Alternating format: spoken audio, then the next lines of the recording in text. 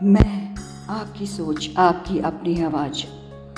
आज हमारा जो ये हाल है उसके पीछे कहीं ना कहीं एक हैबिट है, एक कमजोरी है।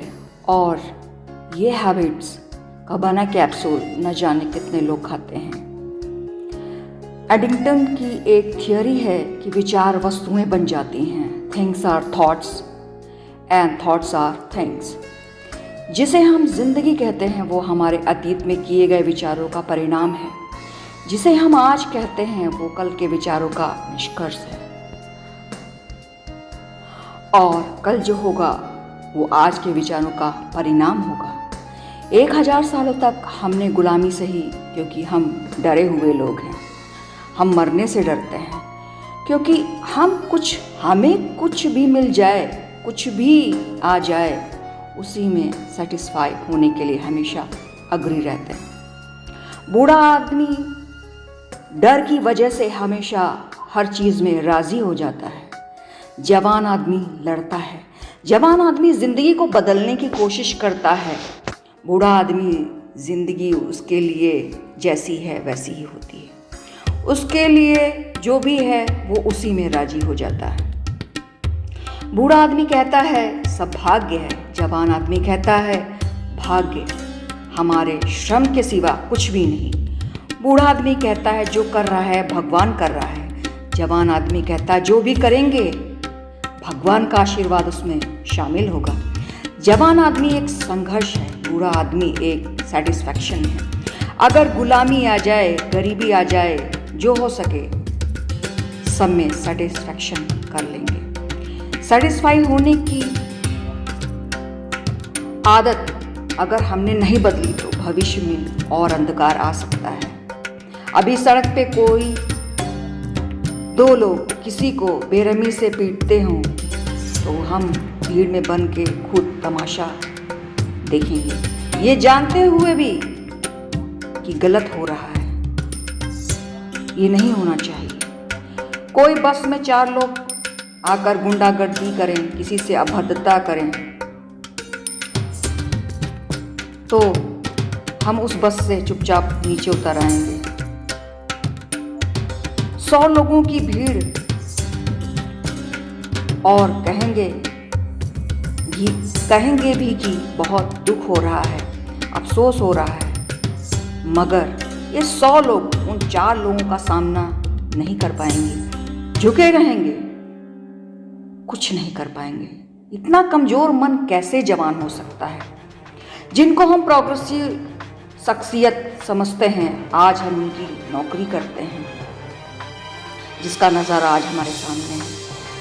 लाखों मील की ज़मीन चीन ने जब कब्जा कर ली तो हमारे देश के लोगों का कहना था कि वो ज़मीन बेकार थी, वो ज़मीन किसी काम की नहीं थी, उसमें घास भी नहीं पैदा हो सकती थी। अगर वो ज़मीन बेकार थी तो फिर जवानों को लड़ना या लड़ाना बेकार था। पहले ही ज़मीन छोड़ देनी थी। और अगर ज़मीन पे घास भी नहीं उगती थी तो उसके लिए लड़ने की कोई ज़रूरत नहीं थी। तो कृपया करके जो भी ज़मीन बेकार हो दूसरों को दे दें ताकि आगे लड़ना ना पड़े, ताकि लड़ाई झगड़ा ना हो। इस तरह की सोच को बूढ़ा चित्त कहा जाएगा। ये हर चीज़ में संतोष कर लेगा।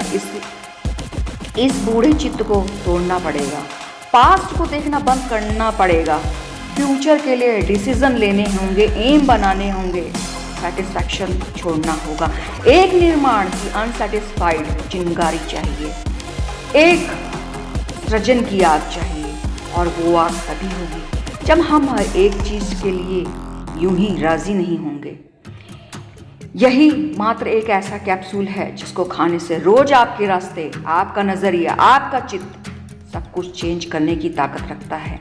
जब हम खुद को दुख के मिटाने का संकल्प करते हैं, अज्ञान को मिटाने का संकल्प करते हैं, जब हम बीमारी को तोड़ने का संकल्प करते हैं, जब हम दीनता, दरिद्रता और दासता को मिटाने का संकल्प करते हैं, कसम खाते हैं, तब भविष्य निर्मित होना शुरू होता है।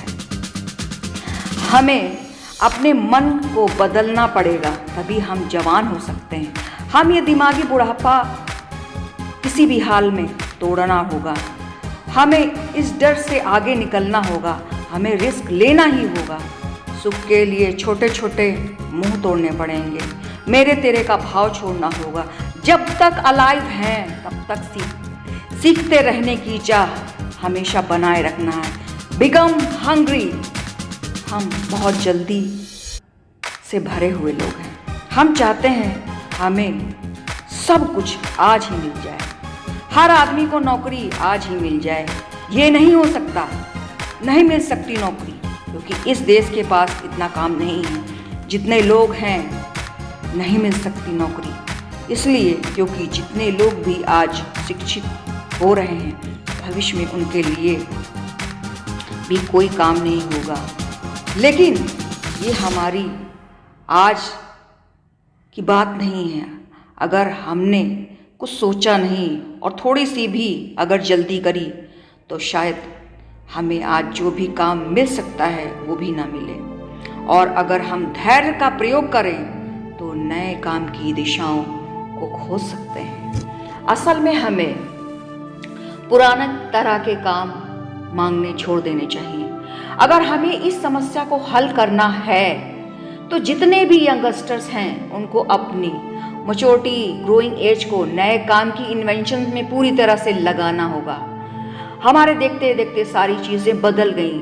सारे काम वर्क एट होम, ऑनलाइन से छोटी छोटी सर्विसेज को ट्रांसफॉर्म्ड कर दिया गया और ये चेंजेस हमारे सर के ऊपर से निकल गए। 1000 तरीके से नए काम हम खोज सकते हैं, लेकिन हम पुराने कामों में एंगेज रहना पसंद करते हैं। 10 से 5 में हम बहुत खुश हैं। खत्म हो गए वो पुराने काम फ्रेंड्स, अब उन काम का कोई दौर नहीं। सच तो ये है, पुराने ऑफिस में ज़रूरत से ज़्यादा आदमी हैं। ध्यान रहे, जहाँ 2 आदमी काम कर सकते हैं, अगर वहाँ 6 आदमी हो गए तो जो 2 आदमी काम करते थे वो 6 आदमी उस काम को बिगाड़ देंगे। हमारे देश में मजबूरी ये है कि आदमी ज़्यादा हैं और जहाँ ज़रूरत से ज़्यादा लोग होंगे उस काम में कुशलता नहीं हो सकती। इस तरह काम फैलता हुआ तो दिखेगा मगर होता हुआ बिल्कुल नहीं दिखेगा। काम को फैलाने का नहीं, काम को हल करने का सोचें। नए नजरिए की तरफ, न्यू क्रिएशन की तरफ, जो कभी नहीं किया, जो कभी नहीं सोचा, उस दिशा में हमें कदम बढ़ाने होंगे। भविष्य ही जिंदा रहने का राज्य है। भविष्य ही जिंदा रहने का राज है। जिस नौजवान में भविष्य की योजनाएं और कल्पनाएं नहीं हैं, सपने नहीं हैं, उसे बूढ़ा ही कहा जाएगा। भविष्य की योजनाएं बनाकर हमें आने वाले कल को बेहतर और बेहतर बनाना पड़ेगा। जिंदगी प्रमाण मांगती है कि आज हम क्या हैं, आज हम क्या हैं। हम अगर अतीत का गुणगान करते रहेंगे तो भविष्य निर्माण कौन करेगा, श्रम कौन करेगा। यंग पर्सन की पर्सनालिटी का सॉल्यूशन सिर्फ और सिर्फ भविष्य की योजना निर्माण में होना चाहिए, जिससे हम भविष्य के प्रति जागरूक हो सकें और दूसरों में भी ये जागरूकता लाएं। वो जवान है, वो वाकई में जवान है, उम्र उसकी चाहे कुछ भी हो, उम्र माने नहीं रखती। मेरी बातों को इतने ध्यान से सुनने के लिए बहुत बहुत शुक्रिया और उम्मीद करती हूँ शायद मेरी ये बातें आपको पसंद आई हों। वैसे ये जो भी थॉट्स हैं ये मेरी अपनी खुद की थॉट्स नहीं हैं, ये मैंने थॉट्स ओशो जी के ऑब्जर्विंग मेथड से ली हुई हैं और उनको एक सम्मिलित रूप दिया है। अगर आप लोगों को मेरा ये थॉट और ओशो जी की ये बातें अच्छी लगी तो प्लीज़ लाइक एंड सब्सक्राइब करिएगा। और इतने प्यार से मेरी स्टोरी को सुनने के लिए thank you so much watching this video. Stay blessed. मैं ज्योति।